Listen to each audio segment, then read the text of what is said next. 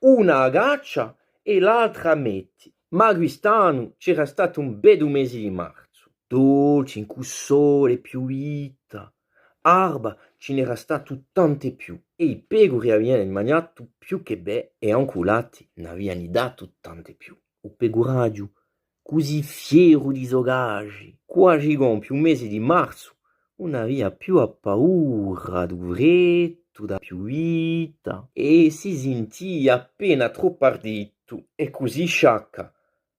Marzo, catarzo, fidoro di Rugnano, faccio i broci, tamanta e spurtoni. Marzo era in furia, ma una via più che 2 giorni per vendicarsi di l'ingrato pecoraggio. Si gira allora verso Aprili, suo amico, e gli dici: Aprili, gentili, prestami 3 dì, con 2 ghenaggi farà giù penta un valso pecoraggio.